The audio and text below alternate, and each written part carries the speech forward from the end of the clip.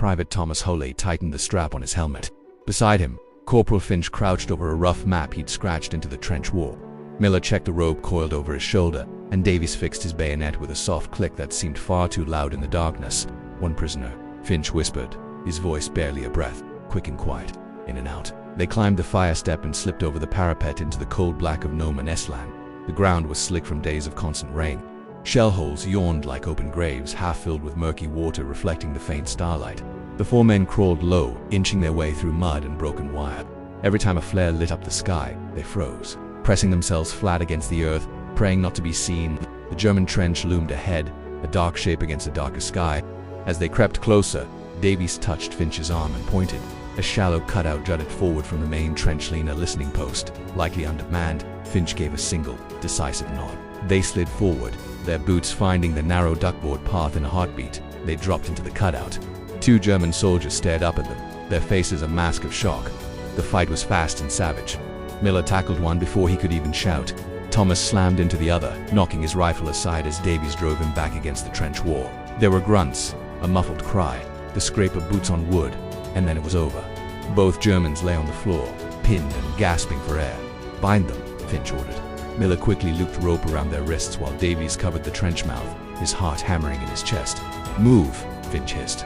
They hauled the prisoners up and over the parapet, dragging them back into the lethal expanse of No Man's Land. For a fleeting moment, it seemed they might just slip away unseen. Then a shout rang out from the German trench. A flare burst overhead, bathing the landscape in a harsh, white light. Machine guns erupted. Bullets tore through the night, snapping past them and kicking up angry spurts of mud. The men ran bent double, hauling the prisoners along. "Shell hole," Davies shouted. They dove into a crater filled with icy water just as machine gun fire stitched across the rim, spraying muddy waves over them.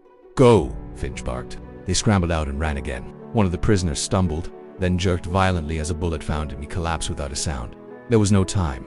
"Leave him," Finch ordered, his voice tight with urgency. They dragged the remaining prisoner onward. Thomas felt his legs sink deep into sucking mud. He pitched forward, and the prisoner nearly wrenched free. "Thomas!" Miller shouted. Thomas struggled, but the mud held him fast. Finch dropped beside him without hesitation. "Hold still." He jammed his rifle into the mud for leverage and hauled Thomas upward with brutal strength. The suction broke with a sickening slurp that nearly took Thomas's boot with it. "Move!" Finch snapped. They staggered the last stretch as bullets chased their heels. Hands reached over their own parapet, pulling them in. The prisoner tumbled onto the trench floor as the four men collapsed beside him, chests heaving, their lungs on fire. The machine gun fire slowly faded. Mud-covered and shaking, they hauled the bound German to intelligence officers waiting in the rear. The prisoners stared at them, wide-eyed but silent. "Well done," someone muttered. Thomas leaned against the trench wall, his leg trembling. Finch clapped him once on the shoulder. "Still with us?" Finch said quietly. "Barely," Thomas replied. Miller gave a shaky laugh. "Next time, let's capture one closer to home." Davies wiped water from his face. "And maybe one that doesn't get shot halfway back." They said nothing more as they trudged toward their dugout. The war continued to rumble in the distance, but for now, they had survived. Inside the dim shelter, they sank onto their bunks. Above them, the guns kept firing, but for a few stolen minutes, they slept.